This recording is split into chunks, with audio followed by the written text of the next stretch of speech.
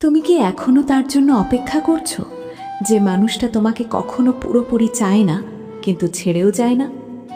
একটা কথা বলি, আজ যা শুনবে সেটা হয়তো তোমার ভালো লাগবে না, কিন্তু এই কথাগুলো তোমার জীবন বদলে দিতে পারে। সে কখনো তোমার খুব কাছে আসে, এতটাই কাছে যে তুমি বিশ্বাস করে ফেলো এইবার সব ঠিক হয়ে যাবে।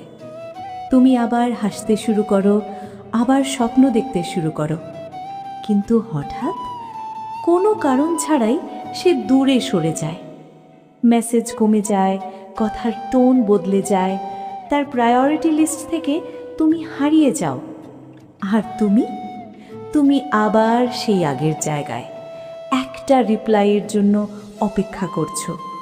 রাতে ঘুম আসছে না, বারবার ফোনটা চেক করছো। আমি কি কিছু ভুল বলেছি?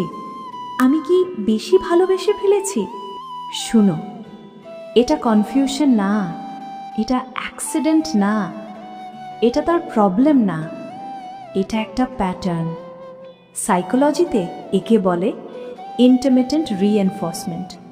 মানে সে তোমাকে মাঝে মাঝে ভালোবাসা দেয় যাতে তুমি পুরোপুরি ছেড়ে না যেতে পারো, আর যখন দূরে সরে যায় তুমি তাকে আরও বেশি চাইতে শুরু করো। এটা ঠিক ক্যাসিনোর মতো, একবার জিতলে তুমি আবার খেলতে চাও। তুমিও ঠিক তাই করছো। তুমি মানুষটার প্রেমে না, তুমি তার অ্যাটেনশনের নেশায় পড়ে গেছো। একটা সোজা প্রশ্ন, যদি সে সত্যি তোমাকে ভালোবাসতো তাহলে কি তোমাকে এভাবে অনিশ্চয়তায় রাখতো? সবচেয়ে ডেঞ্জারাস জায়গাটা এখানেই, তুমি নিজেকেই দোষ দিতে শুরু করো। আমি হয়তো এনাফ না, আমি হয়তো তাকে ডিজার্ভ করি না। না, সমস্যা তুমি না, সমস্যা হলো তুমি ভুল মানুষকে ঠিক জায়গা দিয়েছ। তোমার ভালোবাসা খাঁটি ছিল, কিন্তু সে সেটা ডিজার্ভ করে না। একটা কথা মনে রাখো, কেউ যদি সত্যি তোমাকে চায় সে তোমাকে কখনো কনফিউজ করবে না। ভালোবাসা ক্লিয়ার হয়, ভালোবাসা সিম্পল হয়। যেখানে ডাউট আছে সেখানে লাভ নেই। এখন কোয়েশ্চেন হলো, তুমি কি করবে? চলো 6টা পাওয়ারফুল রুল দেখি। তুমি এফর্ট দেবে, কিন্তু আউটকামের সাথে অ্যাটাচড হবে না। সে রিপ্লাই দিক বা না দিক, তোমার পিস চেঞ্জ হবে না। Number 2, silence is power. বারবার এক্সপ্লেন যাওয়া বন্ধ করো।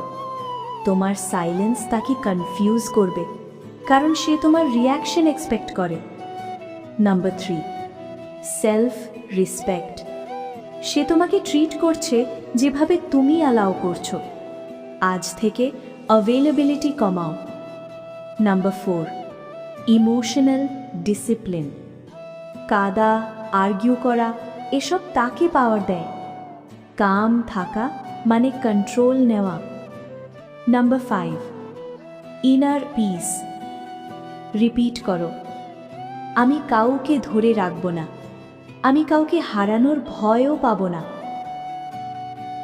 নাম্বার 6, মেমেন্টো মরি। তুমি একদিন মারা যাবে। এই মানুষটার পিছনে সময় নষ্ট করার মতো তোমার লাইফ কি এত চিপ? শেষে একটা প্রশ্ন, তুমি কি এখনো অপেক্ষা করবে, নাকি আজই নিজেকে বেছে নেবে? মনে রাখো, তুমি কারো অপশন না, তুমি প্রায়োরিটি, না হলে কিছুই না।